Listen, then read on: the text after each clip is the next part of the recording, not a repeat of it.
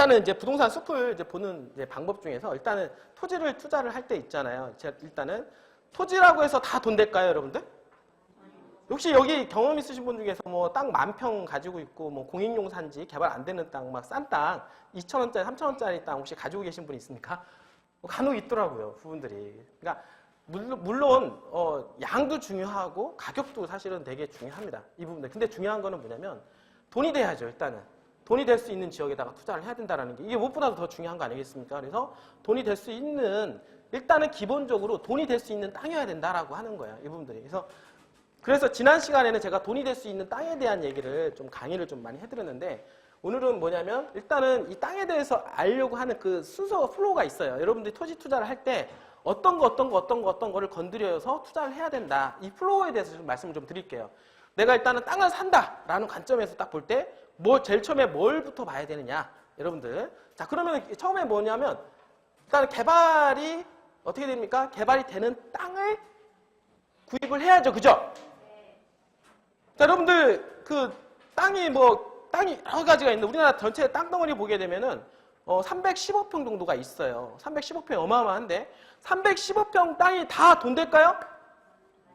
아니죠. 이제는 돈 될 수 있는 땅이 따로 있다라고 하는 거죠. 그러니까 돈 될 수 있는 땅을 건드려야 되지 돈 될 수 없는 땅을 건드려서는 안 된다라고 하는 거예요. 그러니까 많은 사람들이 땅 뭐 묶여가지고 안 돼, 땅은 뭐 황금성이 안 돼, 이런 얘기들 많이 하시거든요. 그 부분들이. 그거는 뭐냐면 돈이 안 되는 땅을 가지고 있기 때문에 황금성이 안 된다라고 말씀을 제가 드릴 수가 있다는 거예요. 그러면 돈 될 수 있는 땅이 뭐냐? 먼저 그거부터 여러분들이 공부를 하셔야 돼요. 땅에 대해서 공부할 때는. 그러면 돈 될 수 있는 땅. 자, 돈 될 수 있는 땅, 개발이 가능한 땅이 뭐냐라고 얘기했을 때 우리가 지난 시간에도 제가 간단하게만, 오늘은 이걸 얘기하려고 하는 건 아니고요. 돈 될 수 있는 땅이 뭐냐면 이거를 확인하는 절차가 있는데, 이거는 뭐냐면 사실 용도라는 것을 먼저 보죠. 맞죠? 용도가 되게 중요해요. 이 땅의 용도가 뭡니까? 도시지역 땅이냐 비도시지역 땅이냐, 이거를 보는 거는 토지이용계획 확인을 통해 충분히 가능합니다. 여러분들이 나온 자료에 의해서 충분히 검토 가능하기 때문에 일단은 개발이 되는 땅이냐 아닌 땅이냐를 구분할 때 가장 먼저 보는 게 용도라고 하는 거예요. 그래서 용도가 있는데, 용도가 있기 전에 또 지목이라는 게 있어요. 전답, 가수원 이런 거 들어보셨죠? 전답, 가수원, 대지 이런 거 들어보지 않았습니까? 이런 거는 우리가 28가지로 표현되는데 그거는 다 뭐라고 얘기를 하냐면 지목이라고 얘기를 하고, 현재의 땅의 쓰임새에 따라서 지목을 설정을 하는데 그런 거는 현재 가치라고 얘기를 해요. 이 부분들이 현재 가치라고 얘기하고, 용도라고 하는 것은 주거지역이냐 상업지역이냐 아니면 농림지역이냐 관리지역이냐 이렇게 표현을 하게 됩니다. 그래서 농림지역 안에 전이 있고 또는 도시지역에 있는 주거지역 내에 전이 있기도 하고 이렇게 나뉘어져 있죠. 그러니까 같은 전이라 하더라도 도시지역에 있는 전이냐 아니면은 농림지역에 있는 전이냐에 따라서 상당한 차이를 볼 수가 있다라고 하는 거예요. 그러면 여러분 생각해 보세요. 같은 전인데 도시지역에 있는 전이 개발될 가능성이 높을까요? 관리지역 또는 농림지역에 있는 전이 개발될 가능성이 높을까요? 이게 기다리고 있어요. 자, 도시 지역에 있는 전이 개발될 가능성이 높다. 그러니까 한마디로 말해서 용도를 봐야 된다라고 하는 거예요. 그러니까 전이, 답이 이런 게 중요한 게 아니라 땅을 투자하시는 분들은 뭘 봐야 되냐면 뭘 봐라?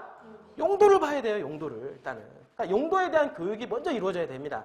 이 부분들이. 그러니까 용도가 뭔지를 일단은 알아야 되고 그 다음으로 넘어가는 거예요. 그 다음에. 알겠죠? 지난 시간에 제가 용도에 대한 그 얘기를 한 시간 정도 얘기를 했어요. 한 시간은 막 이렇게 설명을 이제 한 부분이 있는데, 제가 2기 CEO 과정을 제가 저희 원앤원 TV 거기에 대해 보면은 제가 강의를 좀 띄워 올리는 게 있습니다. 그래서 그거 혹시 참고하시면 될 것 같고요. 오늘 좀 얘기하려고 하는 부분은 두 번째에 대한 부분이에요. 일단은 뭐가 되냐면 개발이 가능한 용도를 땅을 잡아야 된다라고 제가 말씀을 드리는 거예요. 그 다음에 두 번째는 뭐냐면, 그러면은 개발될 가능한 땅을 잡았어요. 그 다음에 뭐 해야 되냐면 뭐가 있어야 됩니까? 개발 호재가 있어야 되지 않을까요? 네. 맞잖아요, 그렇죠? 그냥 땅만 잡았다고 해서 그게 땅값이 올라가느냐 이거 아니죠? 그게 아니죠. 내 땅에 전철이 들어가면 땅값 올라갑니까? 안 올라갑니까? 내 옆에 전철 들어가면 땅값 올라가잖아요. 또 내 옆에 도로가 새로 신설 도로가 뚫리면 땅값 올라가요, 안 올라가요? 올라가잖아요. 아니면 내 땅이 갑자기 용도가 바뀌었다거나 또 내 땅이 어떻습니까? 산업단지 주변에 들어간다 그러면 땅값 올라가죠? 그런데 땅값 올라가는데 뭐가 올라가냐? 개발이 가능한 땅이 올라가더라는 얘기예요.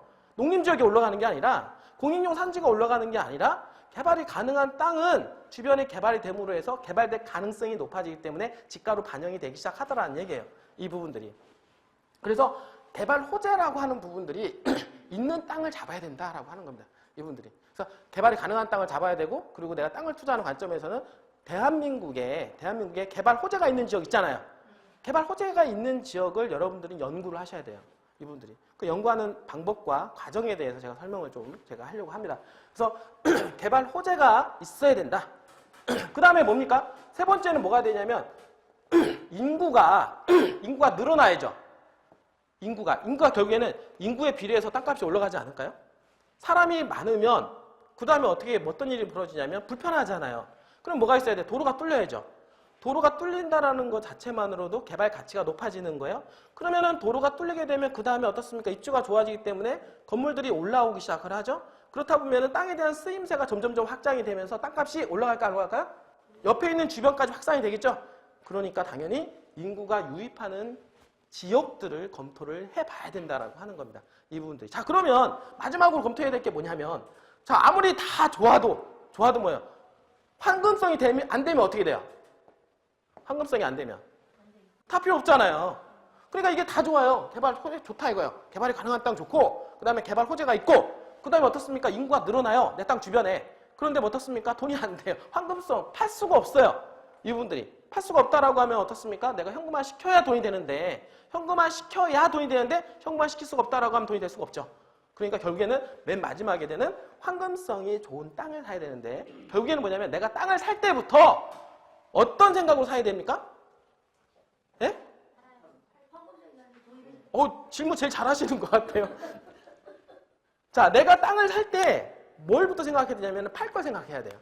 자, 여러분 생각해 봅시다. 아파트를 구매를 할 때 여러분들 저층이 잘 팔려요? 아니면은 고층 로얄층이 잘 팔립니까? 다 대중적이잖아요. 어떤 사람들은 개인적으로 1층을 좋아하시는 분이 있어요. 예를 들어서 우리 애들이 어떻습니까? 막 뛰어다닌다거나 이러면 어떻습니까? 어디 있어야 돼요? 1층에 있어야 되잖아요. 요즘에 층간소음 때문에. 그런 이제 개인적인 성향인 거예요. 이 부분들은. 개인적인 성향인데 내가 투자를 하는 조건은 뭐냐면 뭘 봐야 되냐면 황금성을 봐야 된다는 얘기예요. 그 뭐냐면 내가 살 때부터 대중적이어야 된다는 얘기예요. 그러니까 많은 사람들이 나중에 관심이 있어야 될 지역을 잡는 게 중요한 거예요. 나한테 관심 있는 게 아니라 누구한테요? 많은 사람들한테. 이분들이.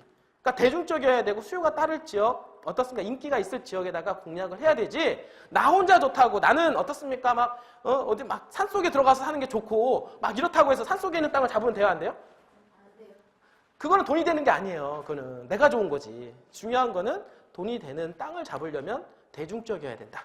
그 남들이 봤을 때 좋아야 된다. 너도 좋고 나도 좋고 니도 좋고 다. 이런 관점에서 투자가 이루어질 때 그게 황금성을 갖춘 땅이 된다라고 이제 말씀을 드릴 수가 있겠죠. 한마디로 말해서 집을 사더라도 로얄층 남향을 사는 게 낫다 이거예요.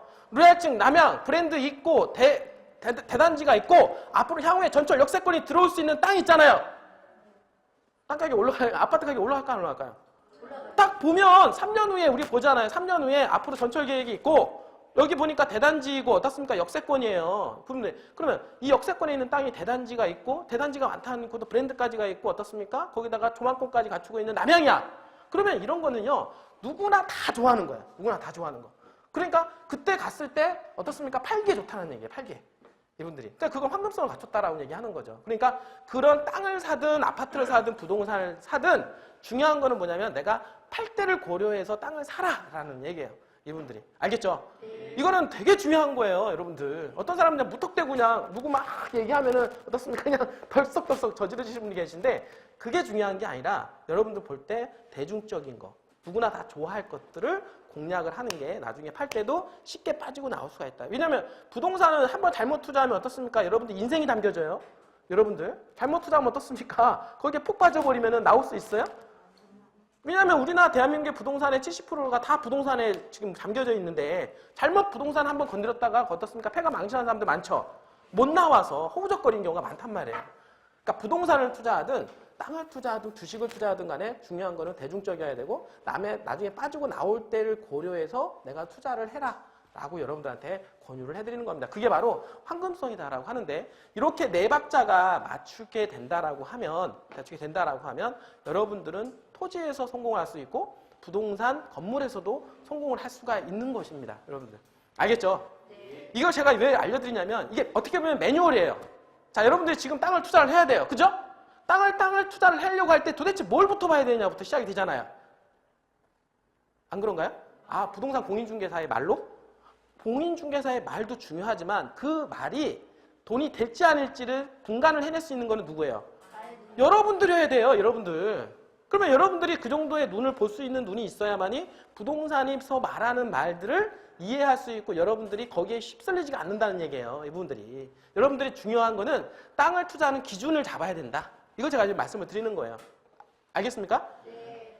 기준을 잡아라. 그러니까 이렇게 네 가지의 기준을 내가 땅을 투자하는 관점에서는 이런 네 가지의 기준을 딱 잡고선 여러분들이 그 안목으로 갖다가 투자를 해라 라고 제가 말씀을 드리는데 자 오늘 여러분들한테 말씀을 드리는 건 뭐냐면 지난 시간에 한 거는 용도에 대한 부분들 제가 말씀을 드렸고요. 오늘 같은 경우는 가장 중요한 부분이죠. 어떤 부분이냐면 개발 호재와 인구 부분이에요. 이 부분들. 개발 호재하고 인부. 그럼 개발 호재는 또 어디서 확인하고 내가 땅을 투자를 해야 되느냐. 이 부분인데요. 이게 중요한 거는 이 부분에 대해서 제가 좀 말씀을 좀 드릴게요. 이 부분을 바라보는 관점에서 숲을 먼저 보는 방법이 사실 상당히 필요해요. 자, 뭐냐면, 자, 개발 호재를 보기에 앞서서 어떤 부분이 있냐면, 자, 땅이라고 하는 부분에 있어서 개발이라고 하는 것은 그냥 너희 개발해. 한다고 해서 개발해요? 뭐든지 개발에는 뭐가 있습니까? 계획이라는 게 있어요. 여러분들. 자, 이번에 3기 신도시가 발표가 됐죠? 그 3기 신도시 발표가 된 거는 계획인 겁니다. 일단 계획이 잡힌 거예요. 그죠? 계획이 된 다음에, 그 다음에 나중에 착공을 하고, 그 다음에 완공을 하는 거잖아요. 이분들이. 그러면은 땅이 어느 지역이 개발되기 전에 어떻습니까? 계획 단계가 있다라고 하는 거예요. 그리고 확정 단계라는 게 있죠. 이 부분들이. 그러니까 그 흐름을 여러분들이 알 필요가 있다라고 하는 거예요. 자, 우리나라 대한민국 땅은요, 개발될 때 어떤 컨셉으로 개발되냐면, 먼저 나라가 먼저 컨셉을 잡습니다. 나라가 어떻게 됩니까? 우리나라 대한민국 310억 평 땅을 어떤 식으로 개발 방향성을 가지고 개발하겠다라고 먼저 방향성을 잡아요. 그게 뭡니까? 그게 국토계획이죠. 여러분들 알겠어요? 국토계획? 자, 국토계획이 먼저 답니까? 나라가 나는 이런 방향으로 개발하겠다. 저기 보세요 한번. 제4차 국토종합개발수정계획도 보이세요? 저게 먼저 나라에서 잡는 거예요. 나라에서 나는 이렇게 개발하겠다. 이 부분들이. 그리고 나서 뭐냐면 우리나라 대한민국 어떻습니까? 이렇게 보게 되면 여기가 서울 있고 어떻습니까? 여기 인천이 있고 이렇게 경기도 있고 그다음에 뭐 충청도 있고 전라도 있고 경상도 있고 어떻습니까? 뭐 강원도 있고 이렇게 하잖아요. 그러면은 우리나라는 지자체로 나뉘어져 있는데 도 단위로 나뉘어져 있어요. 부분들이. 그러면 뭐냐면 이렇게 국가적으로 어떻게 개발하겠다라는 얘기가 나오고 그다음 두 번째로 뭐냐면 이 국토계획을 근거로 해서 가이드라인을 통해서 그 다음에 강원도는 어떻게 개발하겠다. 그 다음에 경기도는 어떻게 개발하겠다. 그 다음에 어떻습니까? 충청도는 어떻게 개발하겠다. 그 다음에 어떻어요? 전라도, 경상도는 어떻게 개발하겠다라고 하는 도 차원에서 하는 도계획이라는 게 있어요. 이 부분들이. 그러니까 도계획을 만들 때는 어떻습니까? 그냥 만드는 게 아니라 지금 지금 국토계획을 먼저 보고 4차 국토계획에서 어떻습니까? 향후에 여기서 도로를 이렇게 내겠다 이거예요. 도로를. 그러니까 국토계획은 이제 한 20년 단위로 개발계획을 잡는데 이렇게 개발하겠다. 그러면 여러분들 자 이렇게 만들 때 이렇게 도로가 지나가죠. 그럼 이 도로가 어디로 지나가요? 딱 보니까 충청권에 도로가 지나가네요. 그죠? 그럼 충청권에 도로가 지나갔을 때 도 단위로 계획을 잡을 때는 이 도로를 근거로 해서 계획을 잡는단 말이에요. 그 도를 개발할 때 그분들이. 이해가 되시나요? 먼저 계획을 잡고 당연히 그 다음에 이 도가 이 국토계획을 근거로 해서 또 이 도계획을 또 잡는단 말이에요. 이분들이. 그러면은 도계획이 이루어지고 난 다음에 또 뭐가 있냐면 도 단위 그 밑에는 또 뭐가 있어요? 시하고 군이 있잖아요. 시하고 군. 그러니까 도계획이 잡히고 나면은 뭐가 있냐면 시군 또 계획이 잡히네요. 시군 계획이. 그러면 시군 계획은 또 뭘 근거로 잡히냐면 국토계획과 그 안에 있는 도에서 개발 계획 있죠? 도에서 이렇게 개발하겠다라고 하는 그 근거를 가지고 또 어떻습니까? 시군 계획을 또 잡는 거예요. 자, 예를 들어서 도로가 이렇게 지나가는데 여기가 어떻습니까? 용인이라고 하는 지역에 들어가요. 여기 경기도니까. 경기도 쪽에 용인으로 해서 도로가 지나갑니다. 그러면은 용인시에서는 어떻게 돼요? 이 도로가 가는 지역은 어떻습니까? 교통의 유입량이 많아질 것이고 입지가 좋아지잖아요. 입초가 좋아지니까 교통량이 많아지기 때문에 그 빠져나오는 IC 주변으로 해서는 뭡니까? 도시계획을 잡는다거나 새로운 어떤 개발 계획을 잡아 들어간단 말이에요. 이 부분들이. 그래서 이걸 근거로 해서 잡는 게 이제 시군 계획이 잡아 들어간다라고 얘기를 하는 거예요. 이 부분들이. 그러니까 이거를 그 다음에 이 세 개 정도의 어떤 이 계획을 통해서 여러분들이 이 땅이 어떻게 개발되는 과정을 이해를 해야 된다라고 생각을 합니다. 이분들이. 왜냐하면 자 어느 지역에 개발이 돼요? 예를 들어 자 새만금이 개발된다고 해요. 예를 들어서 새만금에 개발되는 내용을 딱 보면은 뭐가 개발되는지는 알죠. 근데 이 개발되는 게 전라도 쪽에서 어떤 개발 방향성이 있는지 새만금에 대한 부분들 이걸 일단 이해를 해야 되고 그 다음에 전라도는 전체 국토 계획에서 전라도를 어떻게 개발될 것인가에 대한 계획을 잡아야 된다는 거예요. 이거를 여러분들 이해를 해야 새만금에 내가 투자를 하더라도 예를 들어서 어떻습니까? 10년을, 20년, 30년을 투자해도 괜찮다라는 사인이 나오는 겁니다. 왜냐하면 내가 어느 지역의 개발 이슈를 보고 그냥 턱 들어갔어요. 근데 이게 단발성 이슈야. 이해가 돼요? 그럼 단발성 이슈면 어떻습니까? 지금 들어갈 때는 좋은데 3년 후에 어떻습니까? 그 정보가 없어지면 빼꾸락 하잖아요. 못 빠져나오잖아요. 이 부분들이. 그러니까 이런 단발성이 이슈가 될 수도 있고 장기적인 이슈가 될 수가 있어요. 그러면 장기적인 이슈가 되는 것을 확인하려면 일단은 국가계획과 도계획과 그 다음에 이 안에 있는 지자체 계획을 정확하게 이해를 할 때 아, 내가 여기 들어가는 이러한 정보를 통해서 들어가는 이 지역은 3년 후에, 5년 후에, 10년 후에도 이 정보력이 유효가 돼서 꾸준한 집가 상승을 기대해도 되겠다라고 하는 결론이 나오죠. 그러면 투자해야 됩니까? 말아야 됩니까? 그럼 투자해야 되는 거야. 근데 단발성 만약에 이슈와 호재가 있다라고 하면 자 예를 들어서 봅시다. 지금 현재 남북관계가 있어요. 좋아지고 있죠. 남북관계가 좋아지고 있는데 이게 장기적으로 여러분들이 간다라고 생각하는 사람들도 있고 정권이 바뀌면 다시 흩어질 것 같다라고 생각하는 사람도 있겠죠. 그렇지 않나요? 분명히 반반 있지 않아요? 내가 예를 들어서 철원이라든지 파주에다가 투자를 했어요. 투자를 했을 때 어떤 사람들은 남북관계가 계속 좋아져가지고 지속적으로 좋아져가지고 평안계획 유치가 되면 나중에 파주는 더욱더 확장이 되니까 저평가된 땅 위주로 해서 땅값은 계속 지속적으로 올라갈 거다. 근데 그거에 대한 기준이 뭐냐면 평화입니다. 평화. 맞죠? 계속 이 관계가 유지가 가능할 때라는 거야. 이 부분들은. 그러나 관계가 깨지면요. 쭉 올라갔다가 나중에 관계가 끊어지면 어떻습니까? 황금성이 안 되죠? 갑자기 탁 떨어지잖아요. 언제 그랬냐는 듯이. 그래서 지금까지 파주라든지 철원이라든지 고성이라든지 투자하셨던 분들이 어떻습니까? 투자에 실패했던 부분들은 뭐냐면 남북관계가 좋아질 때 김대중 대통령일 때 어떻습니까? 좋았었어요. 좋아졌죠? 좋아지니까 그 분위기에 따라서 고성에 투자하고 파주에 투자하고 많이 하지 않았어요. 그런데 정권이 딱 바뀌고 나니까 어떻게 했어요? 정작 팔아야 되는 시점에서 못 팔고 나오는 거예요. 팔아야 되는 시점에서. 응? 그러고 나서 어떻습니까? 또 노무현 대통령 때 또 분위기 막 좋아지면서 어떻습니까? 또 바람이 불었죠. 딱 투자를 했는데 어떻습니까? 또 정권이 바뀌니까 또 어떻게 돼요? 또 문제가 생겼다는 거야. 이 부분들이. 자, 이런 거는 단발성 이슈가 될 수가 있다는 거예요. 그러니까 이게 장기적인 이슈가 될 수 있고 단발성 이슈가 될 수가 있는데 여러분들은 파악을 할 때 먼저 뭘 해야 되냐면 장기적으로 이 계획에 의해서 호재가 지속될 수 있는 부분까지 고려를 해야 된다라고 하는 거예요. 이 부분이 있을 때 여러분들이 배팅을 할 수가 있는 겁니다. 이분들이. 그렇게 했을 때 여러분들이 소중한 자산을 지킵니까? 안 지킵니까? 지켜야 되죠. 여러분들이. 소중한 자산. 여러분들 1억 벌기 쉬워요? 어려워요? 아, 여기 계신 분들은 다들 좀 재력 있으신 분들 같은데요. 1억 벌기 힘들어요. 제가 26살 때 이제 시작을 할 때 저는 사실 이제 고향이 이제 시골인데요. 시골인데 사실 1억 벌기가 제일 힘들었었어요. 근데 1억 벌고 나니까 되게 쉽더라고요. 그다음부터는. 왜냐하면 돈 버는 방법을 좀 터득을 하니까 그 다음에 쉬워지는 거예요. 대부분 여러분 돈 버는 방법이 있잖아요. 뭐 지식적으로 많이 한다고 해서 돈 많이 벌어요? 내가 알고 있는 노하우 하나만 가지고 돈 버는 거예요. 예를 들어서 음식을 하시는 분들이 있어요. 음식을 했는데 어떻습니까? 어떻게 이렇게 재료를 이렇게 만들었더니 어떻습니까? 고객들한테 히트를 쳤어요. 히트를 쳤더니 손님들이 많이 와가지고 많이 먹어줬죠. 그 음식이 잘 팔려요? 안 팔려요? 소문이 나잖아요. 이 사람이 머리가 똑똑해서 음식을 잘 팔아가지고 돈을 많이 벌입니까? 그게 아니라 노하우를 아는 거예요. 노하우를. 응? 노하우를 알았더니 그거 갖다가 계속 적용하니까 사람들이 계속 와주고 잘 팔리고 그 다음에 돈을 많이 버는 거라는 얘기예요. 토지도 마찬가지예요. 토지도 여러분도 있잖아요. 토지도 재건축, 재개발 쪽에 투자하신 분들 있잖아요. 부동산도 맨날 그것만 해요. 왜? 재개발 쪽에 했다가 재미를 보셨거든요. 응? 근데 어느덧 이게 다 인연이 있습니다. 어떤 분들은 재개발하고 인연이 있고, 어떤 분은 재건축에 인연이 있고, 어떤 토지, 어떤 아파트 분양 인연이 있는데, 어떤 분들은 아파트 어느 날 갑자기 아파트 분양을 딱 받았는데 갑자기 3년 후에 피가 막 몇 억씩 붙은 거예요.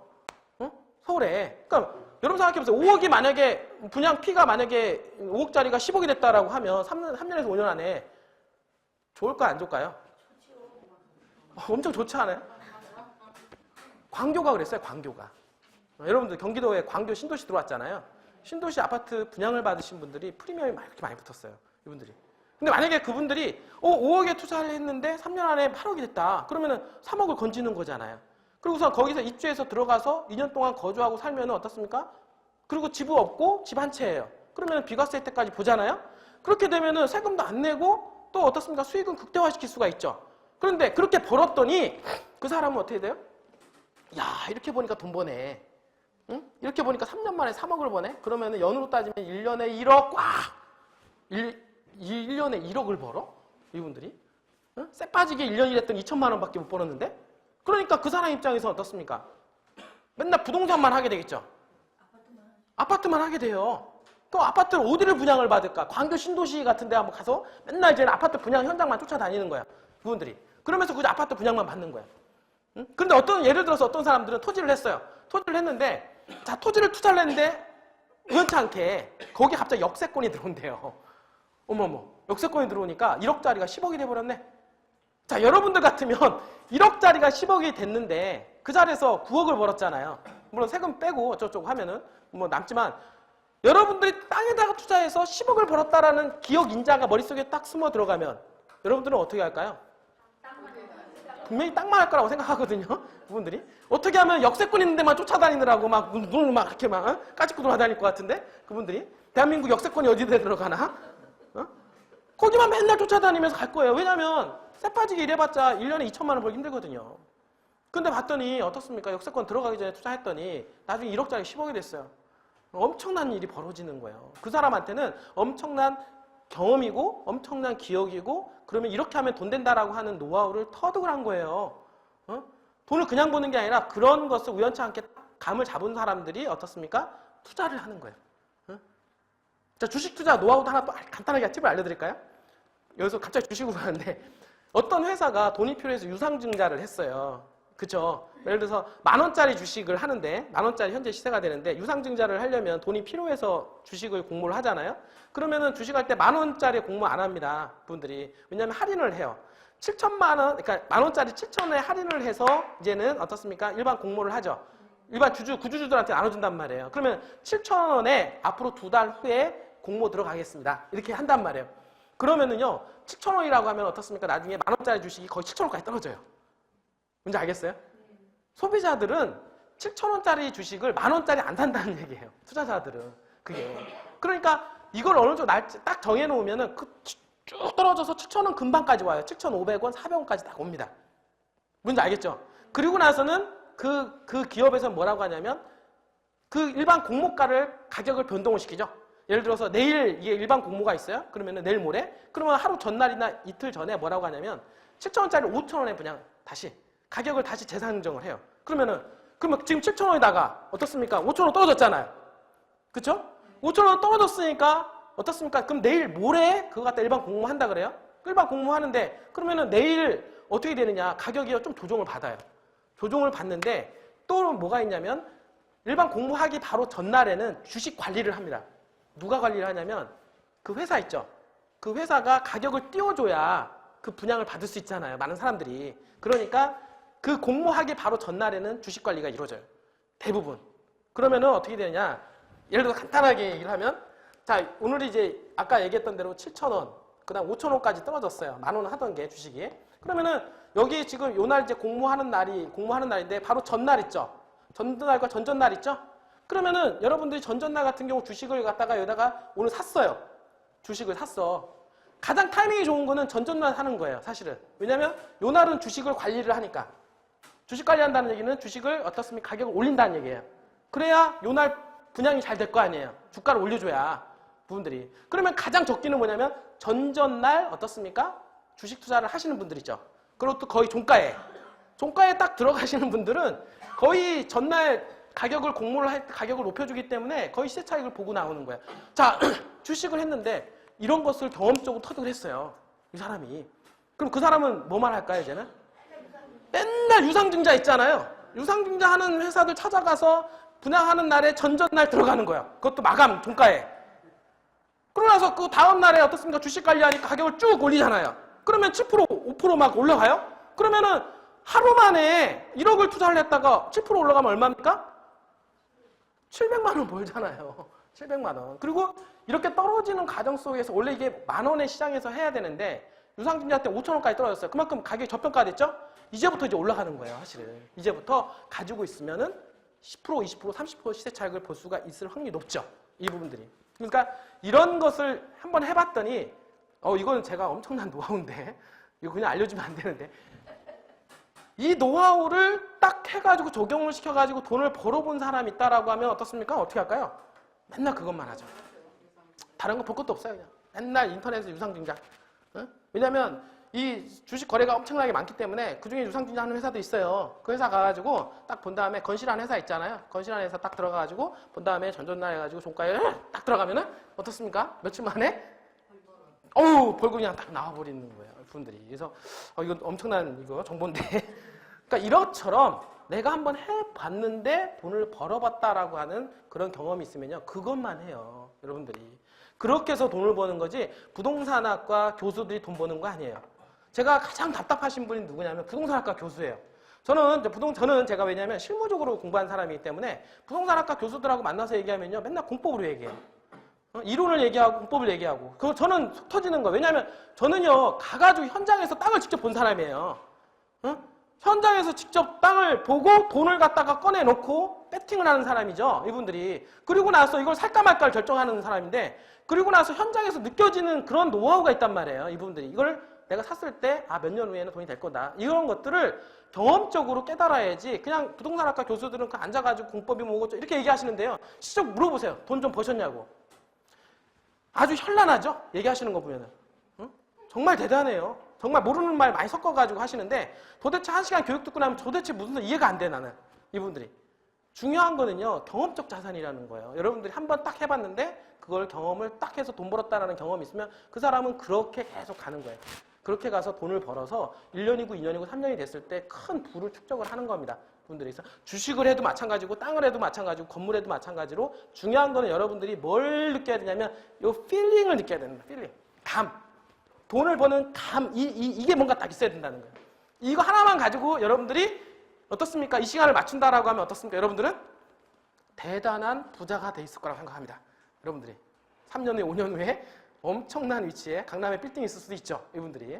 그러나 이거를 적용을 하고 여러분들 실행을 하는 이런 부분에 있어서는 과감한 배팅력이 필요하겠죠. 그냥 머리로만 이해하는 게 아니라 모든 투자의 기본은 내가 실행 단계예요. 내가 실행해보지 않고서는 얻을 수 있는 게 없습니다. 여러분들 실행을 하셔야 돼요.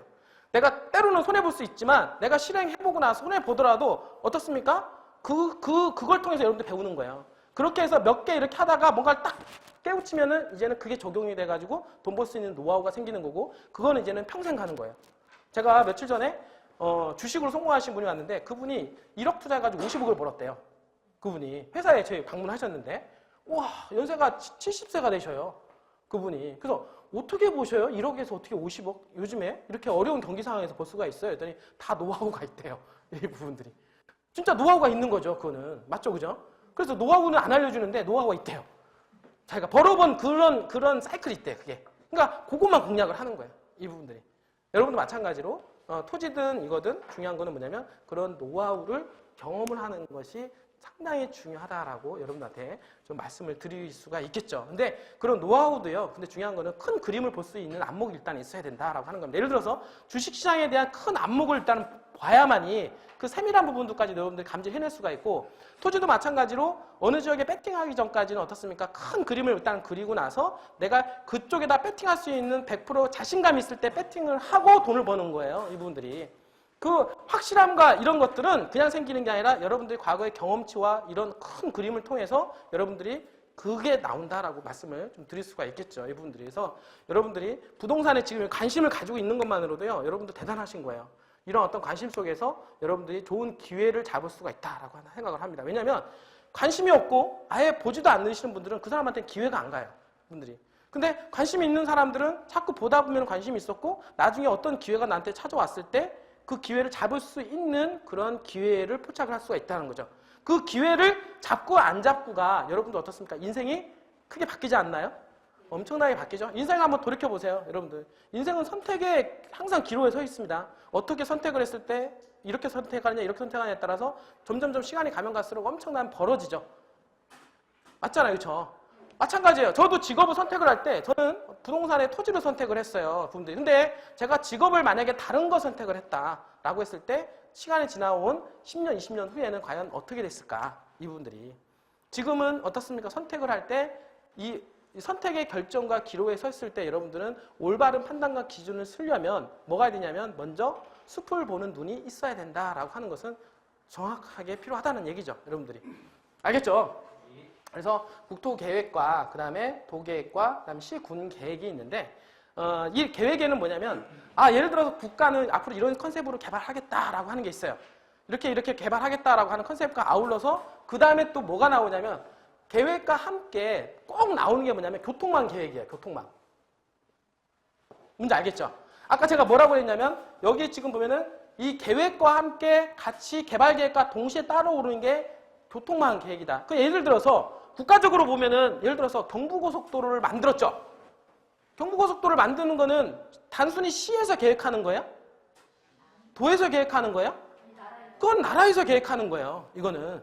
그러니까 나라에서 이 땅을 갖다가 이 경부고속도로 만들 때는 그 당시에 그 시점이 있어요. 그 당시 시점에서는 서울과 경북, 부산을 연결하는 고속도로가 필요했다는 거예요.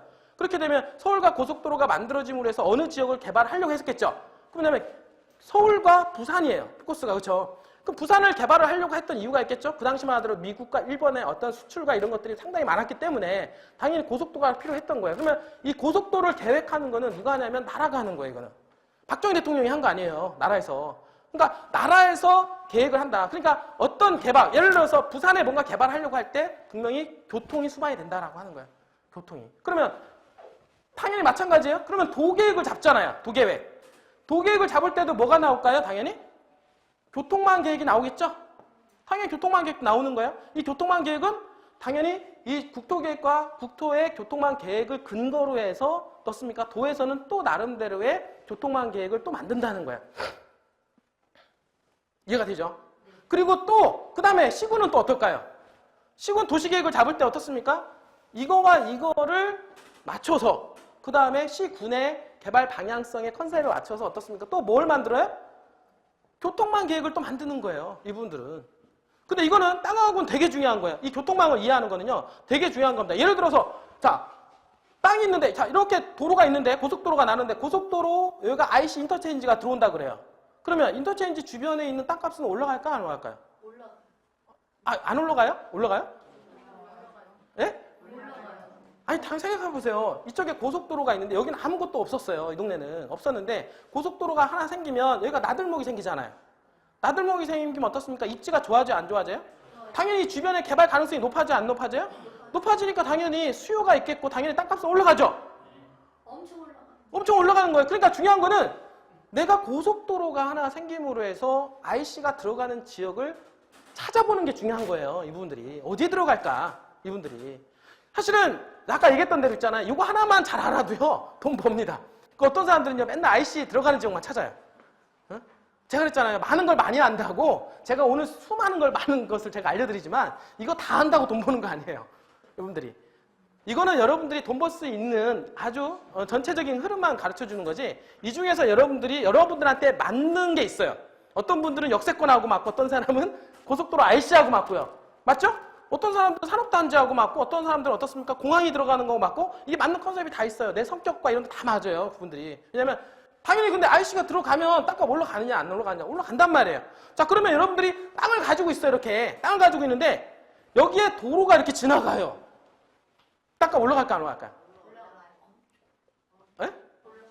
엄청 올라간다고요? 그런데 중요한 거는 이 도로가 또 무슨 도로냐 중요한 거예요. 예를 들어서 땅이 있는데 고속도로가 지나가요. 어떻게 될까요? 쓸모없는 땅이 되잖아요. 도로라고 해서 그냥 도로가 아닌 거예요. 이분들이. 자 이런 거 볼 때도 도로를 하더라도 내 땅을 쓸 수 있는 도로가 들어갈 때 가치가 있는 거잖아요. 분들이. 맞죠? 그죠? 그러니까 도로가 들어가는데, 교통망이 들어가는데 과연 내 땅에 쓸모가 있게끔 들어가느냐. 예를 들어서 이게 중요하다는 거예요. 그럼 예를 들어서 땅을 이렇게 가지고 있는데 땅 밑에다가 이 도로 들어가는 밑에다가 땅을 사면 되겠냐 이거예요. 예를 들어서 땅을 샀는데 내 땅 위로 이제는 고속도로가 지나가. 그러면 어떻겠습니까? 쓸모없는 땅이 되잖아요. 가치가 없는 땅이 되잖아요. 그죠? 나중에 다 수용당하고 하니까 이분들이. 중요한 거는 이 IC 나들목이 들어가는 것을 잘 고려해서 들어가는 것을 한 번만 인지를 해도 돈 번다. 근데 중요한 건 있잖아요. 땅은 여러분들 주가라고 하는 것은 호재가 반영을 하면서 가격이 떨어지죠. 그런 경우가 있어요. 예를 들어서 여러분들 시장에 나온 정보는 쓰레기다 이렇게 나오죠. 혹시 주식 투자하신 분들 있잖아요. 진짜 정보가 나올 때가 아니에요. 이미 기관들이나 외국인들은 시장에 나오지 않은 정보를 이용을 해서 주가를 끌어올립니다. 그리고 시장에서 어떻습니까? 정치적으로 딱 띄우잖아요. 증권사에서 띄운단 말이에요. 그거는 이제는 쓰레기 정보예요, 일단은. 왜냐하면 이미 그 정보를 띄움으로 해서 개미들 갖다가 어떻습니까? 개인 투자자 있죠? 개인 투자자를 갖다가 벌떼처럼 몰리게 하는 정보예요. 왜냐하면 기관 투자자 외국인 투자자들이 어떻습니까? 빠져나와야 되잖아요. 그럼 빠져나오려면은 수급 주체가 있어야 될 거 아니에요. 그러니까 누군가 사줘야 되죠. 그러니까 누군가 사주는 사람들을 누구로 씁니까? 개인들을 활용하는 거예요. 개인들. 그러니까 여러분들 개인들은 희생양이 될 수밖에 없는 거예요. 자, 개인들이 주식 투자에서 성공할 확률이 몇 프로입니까? 10%밖에 안 되죠. 맞습니까? 10%밖에 안 돼요. 주식 투자에서 성공할 확률이 몇 프로입니까? 10%밖에 안 돼요. 여러분들. 그런데 땅에서 개인들이 투자해서 성공할 확률은 몇 프로일까요? 90%입니다. 90%예요. 그럼 여러분들은 과연 어디에 투자를 하겠습니까? 주식입니까? 땅입니까? 확률 높은 데다가 투자를 해야죠. 분들이. 자, 왜 그러냐면 대한민국 땅은 계속 올라갑니다. 10%는 뭐냐면 사기를 당했다거나 잘못 투자를 했다거나 이런 부분들인데 나머지는 전반적으로 땅 가격이 올라가는 추세에 있기 때문에 어디에 투자를 하더라도 단가는 안 팔릴 뿐이지 다 시세 차익은 보고 나중에 나올 확률이 높다라고 하는 거예요. 그러니까 땅은 어떻습니까? 누구나 성공할 수가 있다라고 하는 겁니다. 여러분들이 누구나 성공할 수 있어요. 근데 그런 상태에서 조금 더 정교하게 땅을 투자할 수 있는 방향성만 잡아본다라고 하면 여러분들은 어떻습니까? 성공한 투자자가 되겠죠? 그분들이. 그래서 제가 중요한 게 바로 이런 부분들 교통망과 그리고 도계획의 교통망 그리고 또 있습니까? 또 시군계획의 교통망 있죠. 이런 부분들이 어디에 나와 있냐면 여기는 국토계획이니까 어디에 나와 있을까요? 국토해양부에 나와 있겠죠. 그죠? 건설교통부 있잖아요. 거기에 가면 다 나와 있어요. 그리고 또 하나 뭡니까? 도계획은 어디 나와 있겠어요? 충청남도면 어디 나와 있겠어요? 도청 홈페이지에 나와 있겠죠. 그쵸? 그 다음에 시군계획은 어디 나와 있을까요? 용인시면 용인시청 들어가시면 돼요. 용인시청에. 그러면 여러분들이 원하는 지역에 내가 예를 들어서 용인시에 투자하고 싶다. 그럼 용인시에 투자하고 싶으면 어떻습니까? 용인시에 들어가서 용인시 도시계획을 보시면 돼요. 도시계획을 먼저 보는 게 중요합니다. 왜냐하면 그거는 그 도시를 어떻게 개발할 것인가에 대한 청사진이기 때문에 그래요. 여러분들 청사진은 뭐냐면 이 용인시가 앞으로 어떻습니까? 어떤 식으로 개발하겠다라고 하는 청사진인데 그것만 보더라도 어느 지역이 돈이 될 것인가가 대충 나온다는 거예요. 이분들이. 그러면 여러분들 그거 보고 나서 어디에 투자할 것인가 나오고 중요한 거는 여러분들의 자금 여력과 투자 기간을 설정을 해서 여러분들이 왜냐하면 이 도로가 뚫린다거나 개발 계획이 어떻습니까? 좀 더 늦어질 수도 있잖아요. 그렇죠? 그런 걸 고려해서 여러분들이 투자 기간을 잡기만 하면 되는 거예요. 이분들이. 그래서 그러나 큰 방향성은 크게 무너지지 않고 그 방향성대로 가는 게 거의 대부분에 맞다라고 보시면 돼요. 중간에 물론 약간 변경이 될 수 있지만 그거는 어떤 일부분 나머지는 거의 그 방향성대로 개발될 확률이 높기 때문에 여러분들이 제일 이 투자함에 있어서 국토계획, 도계획, 시군계획을 보는 거는 중요한데 이 중에서 가장 중요한 게 뭘까요? 예? 이거예요. 시군계획이에요. 왜냐하면 시군계획은 국토계획과 도시계획, 또 도계획과 이걸 바탕으로 해서 시군계획을 만들잖아요. 그러니까 이미 시군계획 안에는 위에 게 다 나와 있단 말이에요. 어느 정도. 알겠습니까? 알겠어요? 중요한 거 얘기하는 거예요. 이거를 근거로 해서 만들기 때문에 이게 제일 중요하단 말이에요. 도시계획이. 그러니까 내가 용인시를 투자하려면 용인시 도시계획을 꼭 봐야 됩니다. 여러분들이. 그래서 군산에 투자하려면 군산 뭘 봐야 돼요? 도시계획을 봐야 되겠죠. 이분들이. 예? 그러면 어느 지역의 지자체에 투자를 하려면 가장 먼저 봐야 되는 게 뭐다? 도시계획이다라고 하는 거죠. 근데 그 도시계획에 앞서서 가장 또 먼저 봐야 될 게 뭡니까? 땅을 사는 사람 입장에서 개발이 가능한 땅을 사야죠. 그 개발 가능한 땅, 아까 뭐라고 했습니까? 용도죠, 그죠? 용도를 일단은 선별하고, 그 다음에 도시계획을 보고, 이 도시의 지자체의 개발 방향성을 꿰뚫어 보는 게 중요하고요. 그 다음에 그리고 용인시라고 하면, 이 용인시에서 또 어떻습니까? 도 계획도 봐야 돼요. 왜냐면, 도 전체적으로 봤을 때, 용인시의 비중이 얼마나 될까를 봐야 되는 거예요. 뭔지 알겠어요? 그 예를 들어서 전라도가 있죠. 전라북도 있죠. 전라북도에 이번에 도 차원에서 개발되는 컨셉에 대해서 여러분들 혹시나 알고 계십니까? 전라북도? 모르시죠? 혹시 아세요? 전라북도 앞으로 어떻게 개발된다라고 하는 컨셉을?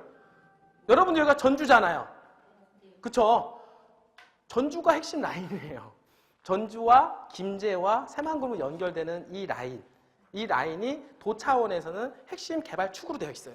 이 부분들이. 근데 그 개발축이 뭐냐면 새만금의 동서 이축 라인이 들어가면서 이 축을 갖다가 핵심 라인으로 도 차원에서 개발하겠다라고 하는 플랜이 잡혀있죠. 그러면은 전라북도에서 투자를 할 때 여러분들 과연 어느 지역에다 투자를 해야 될까요? 당연히 이 새만금하고 관련된 이 축이 앞으로 이 새만금은 어떻습니까? 전라북도뿐만 아니라 이 대한민국의 중심축이 되고 전라도의 중심축이 된다. 그리고 전라도 자차에서도 새만금을 활용을 해서 전주와 연계해서 핵심 축으로 개발하겠다라고 하는 플랜이 잡혀져 있는 거예요. 그러면 전라도를 투자할 때 어떻습니까? 어느 지역에 투자해야 되냐면 이 핵심 라인에다 투자를 해야 되겠죠. 전라도에서 비껴나가는 지역에다 투자하면 안 돼요. 왜 그러냐면 생각해 보세요. 자, 이 전라도 핵심 축으로 바뀌었는데 바뀌면서 새만금이 개발되면 새만금을 인구가 유입이 될 거 아니에요. 그죠? 그 유입이 되는데 어디서 사람들을 데려오냐고요. 어디서 데려옵니까? 같은 전라도에서 데려와요. 예를 들어서 전라도에서 좀 외곽 지역 있죠? 좀 떨어진 지역들에서 사람들이 어디로 몰립니까? 새만금으로 유입이 되죠. 물론 경상도 어디에서도 일부 들어오긴 오지만은 같은 전라도권에서 어떻습니까? 인구를 뺏기는 전쟁이 일어날 겁니다. 이 부분들이. 이해가 되죠? 그러니까 새만금을 개발함으로 해서 인구 유입에 대한 계획이 78만 명이에요. 그러면 이 78명이라는 인구는 있잖아요. 엄청난 인구예요. 전라도 인구에 비해서 이 78명이라는 인구는 되게 대단한데 그 인구를 어디서 흡수해오냐. 당연히 1차적으로 전라도권 안에서 흡수가 된단 말이에요. 그러면 전라도권에서 흡수하는데 개발해서 밀려지는 지역들은 더욱더 소외될 가능성이 높죠. 그러면은 어떻습니까? 이쪽으로 블랙홀 현상이 벌어지게 되는 거예요. 그러니까 전라도를 투자할 때는 새만금하고 관련된 지역에 들어가야지 새만금하고 관련되지 않은 지역에 들어가면은 분명히 손해볼 확률이 높다. 이런 결론이 나오는 거예요. 여러분들이.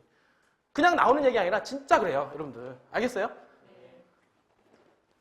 진짜 그렇습니다. 여러분들 여기 전주에 계신 분들, 여러분들은 그래도 다행인 거예요. 전주 쪽은 전라도에서 바라보는 핵심 성장축으로 잡혀져 있기 때문에 그렇습니다. 여기 같은 경우는. 그래서 이렇게 해서 국토계획과 그 다음에 도계획, 그 다음에 시군계획을 점검해 봄으로 해서 이 땅이 어떻습니까? 내가 투자하려고 하는 땅에 대한 큰 그림을 먼저 그리는 게 되게 중요하다라고 하는 겁니다. 그리고 나서 플러스 어떻습니까? 지역개발 있잖아요. 지역개발. 응? 이런 큰 그림을 보고 내가 땅을 사려고 하는 지역의 그 주변 바운더리에 무슨 정보가 있나. 응? 이게 또 중요하겠죠. 그죠? 예를 들어서 그러니까 그 정보를 여러분들이 수집을 해가지고 들어간다라고 하면 있잖아요. 거의 백발백중입니다. 자, 예를 들어서 딱 간단하게 얘기할게요. 자, 국가에서 이번에 정부정책상 어떻습니까? 4차 국토종합균형개발인데 저거는 뭡니까 이제는? 지금의 우리 국토계획은 옛날에는 어떻습니까? 집중돼 있지만 지금은 어떻습니까? 성장을 갖다가 분산을 시키고 있어요. 그러니까 분산을 시키는 데 있어서 어느 쪽을 개발을 하려고 하냐면 저평가된 지역들 그리고 개발이 안 된 지역들 있죠. 그동안 전라도가 많이 소외되지 않았습니까? 대한민국 전 국토상 전라도가 꼴찌예요. 전라북도가 제일 소외됐던 지역이에요. 그러니까 제일 소외됐던 이 전라북도를 조금 더 신경을 쓰겠다라고 하는 게 어떻습니까? 정부 아니에요. 이분들이. 그러니까 전라북도가 조금 더 신경을 쓰기 때문에 전라북도에 대한 관심도는 높아질 텐데 문제는 뭐냐면 이 전라북도를 개발시키는 데 있어서 마중물이 될 수 있는 지역은 전주로부터 새만금으로 연결되는 이 성장축 라인에 해당이 된다라고 하는 거예요. 이 부분들이. 그러니까 그 라인의 큰 그림을 그려보고 이 라인 중에서 도로망, 교통망과 그리고 그 안에 들어가 있는 지역적인 개발 계획을 확인함으로 해서 내가 투자하는 것이 맞나 틀리나를 여러분들이 검증을 하고 들어가는 게 맞다라고 하는 겁니다. 여러분들이. 알겠죠? 자, 그러면 자, 새만금과 관련된 거는 군산, 뭐 김제, 뭐 부안, 뭐 익산 이런 데 있잖아요. 이런 쪽하고 전주 쪽은 어떻습니까? 투자 유망 지역으로 향후에 저평가된 지역은 투자해볼 만하다라는 결론을 좀 내릴 수가 있다라고 하는 거고요. 이런 것처럼 각 충청남도 경기도권에서도 있잖아요. 경기도권에서도 어떻게 보면 이 성장축이라는 게 있어요. 이 성장축이 있고 그리고 그 지자체에서도 보면은 또 성장축이 또 있어요. 그것만 여러분들 유심하게 잘 보면 있잖아요. 내가 투자하는 곳이 잘 됐다 안 됐다를 여러분들 잘 볼 수가 있어요. 제가 이 그림과 차트를 통해서 제가 말씀을 좀 드리도록 할게요. 이 부분들은. 왜냐하면 눈으로 보여주고 그렇게 방향성을 잡고 투자를 한다라고 하면 거의 백전백승이죠. 여러분들. 토지 투자가 어려운 게 아니에요. 여러분들. 토지 투자가 투자 중에서 제일 쉽다는 거예요. 왜? 뭐만 하면? 알기만 하면. 모르니까 문제지 알기만 하면 생각을 해보세요. 건물 가지고 있으면 어떻습니까? 건물 감가상각해야죠. 뭐 거기 뭐 세입자 드려야죠. 얼마나 관리해야죠. 건물 노후화되죠. 갔다가 수시로 갔다가 개발 뭐 해야죠. 도배장판 해야지. 얼마나 머리 아파요. 근데 땅은요. 묵힐수록 돈 되는 게 뭐예요? 땅이잖아요. 왜? 땅을 내가 가지고 있어요. 땅이 있는데 갑자기 도로가 나주네. 전철이 들어오네. 여기에 산업단지 들어와 주네. 그럼 어떻습니까? 땅값이 올라가요, 안 올라가요? 그냥 가만히 있으면 돼요, 가만히. 응? 한마디로 말해서 촐싹대지만 않고 가만히 있으면 돼요. 왜냐하면 주식 투자하듯이 촐싹대면 안 된다는 얘기예요, 땅 투자는. 뭐 좀 올라간다 싶으니까 팔고. 이게 아니라 그냥 느긋하게 그 개발의 방향성에 맞춰서 여러분들이 기다리시라는 얘기예요. 그러면은 어느 날 갑자기 땅값은 1억 하다가 안 올라가는 것처럼 보여요, 어떨 때는. 여러분들이. 땅을 투자했는데 어떤 사람들은 얼마나 급하면 한 달 만에 어떻습니까? 왜 땅값 안 올라가냐 그래요. 주식 투자예요? 분들이? 응? 아직 땅 문서에 잉크도 안 말랐는데 한 달 지났는데 땅값 왜 안 올라가냐 이러고 있어요. 분들이. 근데 땅을 투자할 때는 여러분들 기간이 있는데 3년, 5년 있잖아요. 보세요. 3년에서 5년 안에 우리가 투자를 해야 되는 어떤 명분이 있는 게 있어요. 어디에 도로가 들어간다 이런 거 있잖아요. 그런 정보를 취합을 했을 때 3년에서 5년 사이에 뭔가 하나만 팩트만 작용을 한다 하더라도 2년 동안 땅값이 안 올라갔지만 2년 후에는 땅값이 1억이 3억이 될 수 있는 게 땅이라는 거예요. 이 부분들이. 그런 가능성에 보고 내가 촐싹대지 말고 그냥 뭐예요? 뭐 해라? 그냥 묻어두라는 얘기예요. 그냥. 잉크가 마르기 전에 팔아달라고 하지 말고. 그냥 묻어두면 돈 돼요. 그분들이 시간이 되고 나면 많은 분들이. 그러니까 너무 땅 투자는 있잖아요. 장롱 속에 묻어두듯이 투자를 해야지 주식 투자하듯이 막 촉삭대면서 하면 안 돼요. 그러면은 복 떨어져요. 복 떨어요. 그래서 예전에 땅 투자하시는 분들이 사촌한테도 안 알려줬어요. 그냥 투자하면 조용하게 묻어가지고 장롱 속에 묻어놨지. 왜냐면 땅 투자했다 그러면 대한민국 사람들은요 다 전문가예요. 다 전문가입니다. 물어보세요. 예전에 제가 땅을 투자를 고객들 했는데 투자를 했어요. 그랬더니 땅을 샀는데 어떤 분 자연녹지를 제가 투자를 시켜가지고 했어요. 했더니 그분이 어떻습니까? 좀 믿업지 않았는지 누구한테 물어봤냐? 아파트 부녀 회장한테 물어봤어요. 그 아파트 부녀 회장이 부동산 전문가예요. 그 동네는. 그랬더니 난리가 났어요. 어디 잘못 투자했다. 뭐 아니 개발 계획도 모르면서 잘못 투자했대요. 그냥 땅 투자했다 그러니까 잘못 투자했다는 거예요. 이분들이. 응? 훈수에 훈수를 두는 거죠. 이분들이. 그래서 땅이라고 하는 부분들은 왜냐하면 그동안 사기가 많이 있었기 때문에 뭐 기획부동산 사례 여러 가지 사례가 있었기 때문에 뭐 땅 투자하면 혹시 잘못 투자하지 않았냐 대부분의 인식이 그렇게 돼 있다라고 하는 거죠. 이 부분들이. 그러나 정말 땅 투자에서 돈 버는 거는 정말로 어떻게 보면 현명한 방법이고 정말로 재미를 볼 수 있는 방법 중에 하나다라고 볼 수가 있겠고요. 지금 뭐 강의 중에서 뭐 건물, 뭐 경매 막 이렇게 강의하시는 분들 많이 있잖아요. 근데 저는요 그거 백날 들어도요 제 얘기 들어오지 않아요. 아니 경매 투자해가지고 얼마나 벌라고 10% 20% 벌라고. 근데 땅 하나 잘 투자하면 땅에다 잘 투자해가지고 옆에다가 전철 들어오고 나면 땅값이 몇 배 올라가는데 그런데 쫓아다니면서 10% 20%에 어떻습니까? 거기에 눈을 돌리고 있어요. 왜냐하면 고생은 고생해가면서 분들이 정보력을 활용을 해서 큰 그림을 그리고 어떻습니까? 내가 어디에다 묻어줄 줄만 알면 한마디로 말해서 통발을 어디에다 쳐야 될지를 알기만 하면요. 거기다가 돈을 딱 묻어두세요. 그냥. 그리고 나서 아까 뭐라고 그랬어요? 촉상만 안 되면 돼 그냥. 그냥 기다려라. 제발 좀. 기다리고 넉넉한 마음으로 기다리다 보면 여태까지 안 올라간 듯 하지만 어느 날 갑자기 튕겨 올라간다. 그 부분들이. 여러분들이. 그래서 그렇게 여러분들이 이해를 하시면 될 것 같고요. 그런 관점에서 일단은 아까 얘기했던 대로 종합적으로 다시 한번 얘기하면은 토지를 투자함에 있어서 제일 중요한 거는 뭐냐면 개발이 가능한 땅을 봐라. 먼저. 그죠? 그러면 그 개발이 가능한 땅은 어디서 나온다? 토지이용계획하기론에 뭐로 나와요? 용도에 나온다 그랬죠?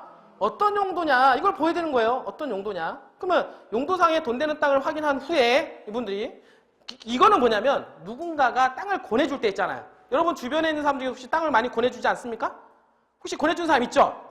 그러면 권해주는 사람한테 그 땅이 어떻습니까? 용도가 뭐냐라고 먼저 물어봐야죠. 용도가. 그러면 땅을 모르시는 분들은 뭐예요? 용도가 뭔지 여러분들 뭘 알아요? 혹시 자연 녹지가 있는데 자연 녹지에 대해서 설명을 나는 기똥차게 한번 해볼 수 있는 사람 있어요? 자연 녹지가 뭐다? 모르잖아요. 자연 녹지 하니까 자연스럽게 개발 안 되는 땅으로 알고 있죠. 근데 혹시 그 그린벨트 아니야? 그 땅? 그 아파트 분여회장이 그런 얘기를 했어요. 그 자연 녹지니까 개발 안 되는 땅이네. 자연스러운 땅은 아니고. 자연이니까 당연히 자연을 개발시키지 않으면 안 되지. 이거를 개발하면 안 되지. 그렇게 해서 그분이 아파트 분여회장 말 듣고 와가지고 환불해달라고 난리치는 분이에요. 그래서 제가 공법을 얘기하면서 가르쳐줬죠. 공인중개사책을 딱 피면서 자연녹지가 뭐냐 이 부분들을 설명을 쫙 해드렸어요. 이분들이. 그랬더니 어떻습니까? 아 그렇군요 하고 그냥 가시더라고요. 이분들이. 그만큼 모른다는 거예요. 자연녹지가 뭔지도 몰라요. 객관리적이 뭔지도 몰라요. 그만큼 문외한이에요. 땅을 모르니까 실패하고 땅을 모르니까 어떻습니까? 손해보고 땅을 모르니까 어떻습니까? 사기당하는 거지. 땅에 대해서 잘 알기만 하면 기본적으로 아까 얘기했던 대로 용도에 대해서만 조금만 알아도 있잖아요. 용도에 대해서만 알아도 여러분들 땅을 실패할 수가 없어요. 분들이. 어디 가서 막 어떤 사람들 막 농림적 사고 나서는 어떻습니까? 그 앞에 그 돈 되는 땅이고 어떻습니까? 거기에 뭐 아파트 막 앞으로 올라가는 땅이고 막 이렇게 얘기하시는 분들이 있는데 정말 잘못 알고 계시는 거죠. 얼마만큼 중요하냐면 땅이라고 하는 게 있어요. 자, 땅이 이렇게 있는데 이게 도로가 지나가요. 도로가 지나가는데 어느 날 갑자기 자동차를 딱 타고 가시는 분들이 공인중개사가 하시는 말이 여기에 있는 땅값은 100만 원이고 여기 있는 땅값은 20만 원이래요. 같은 답이면서. 그러면서 왜 그럴까요? 이거 혹시 이거에 대해서 설명할 수 있는 사람 있습니까? 자, 여기 가 있는데 도로가 있는데 여기는 100만 원이고 여기 20만 원이고. 자, 설명할 수 있는 사람 있어요? 자신 있게 한번. 혹시? 왜? 일어나 보세요. 왜? 예. 간단하게. 도시 건물 듣고 이쪽은 논밭. 오! 왜? 나오세요, 여기. 생각의 비밀을 드리겠습니다. 자, 예, 축하드립니다. 예. 야, 같은 답이지만 뭐가 틀렸다는 거예요? 용도가 틀렸다라는 거죠. 그러니까 용도가 얘는 주거지역이고 얘는 어떻습니까? 농림지역이었다라고 하는 거예요.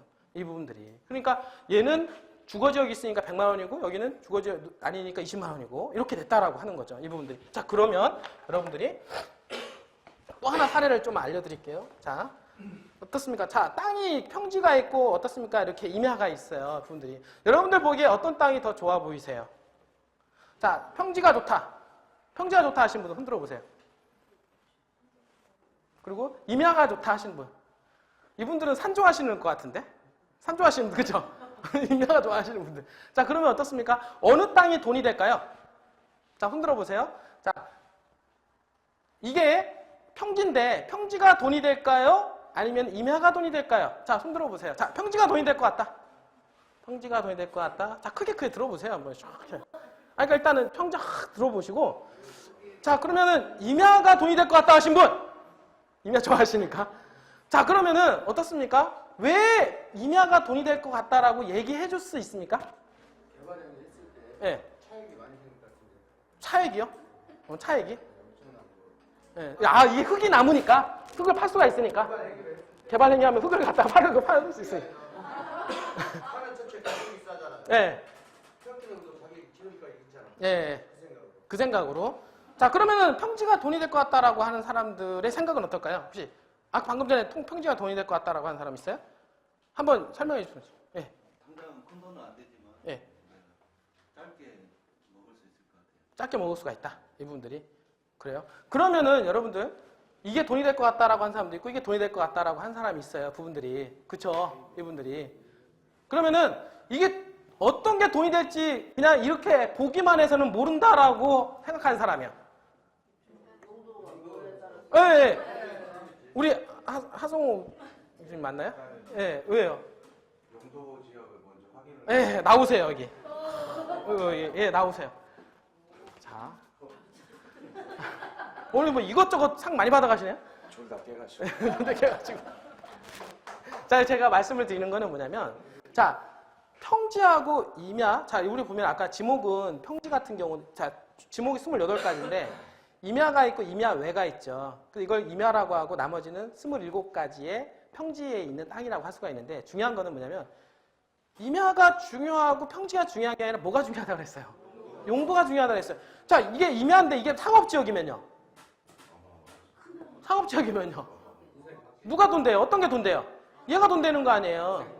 그렇죠? 여러분들은 그냥 봤을 때 그냥 높낮이만 봤지 그 안에 있는 것을 뭘 보라고 그랬어요? 제가 용도를 보라고 제가 말씀을 드린 이유가 바로 이런 거예요. 이 땅을 볼 때 어떻습니까? 현장에는 그게 나와 있습니까? 현장에 갔더니 여기는 농림지역, 여기는 도시지역, 여기는 주거지역, 여기는 상업지역이라고 땅에 써 있어요? 아니면 색깔 칠해져 있어요? 땅에?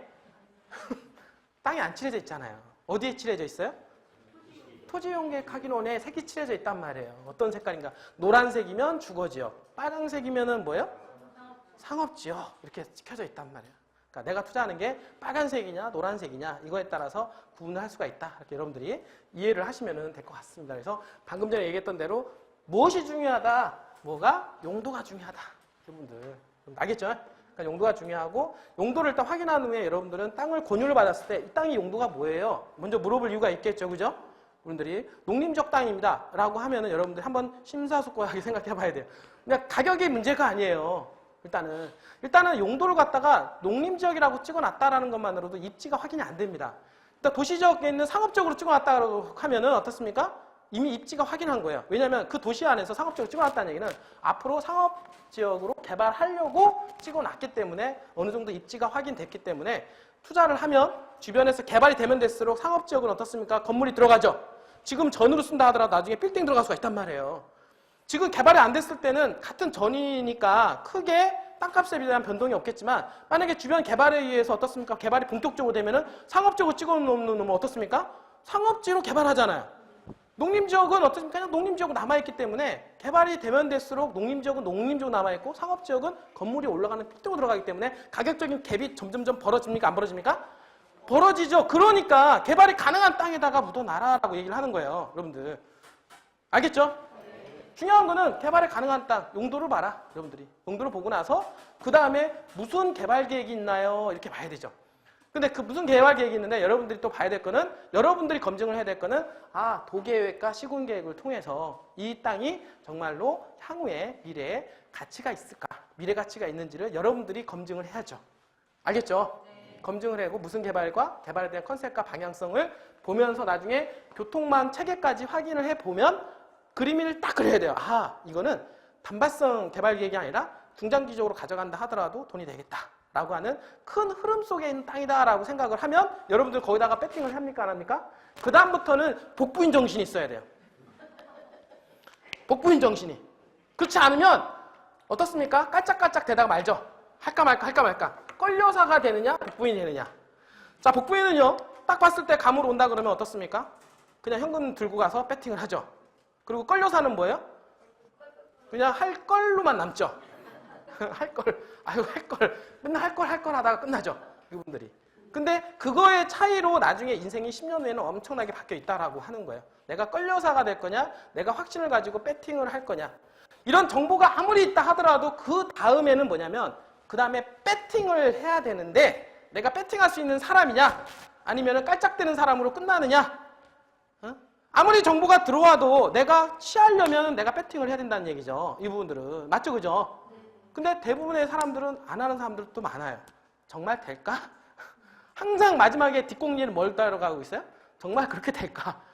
이거를 가지고 있다는 얘기예요. 그러니까 이걸 될까 이전에 여러분들이 될 수 있다라는 확신을 딱 가지고 나서 어떻게 됩니까? 배팅할 때는 어떻습니까? 눈 감고 배팅하세요. 그냥.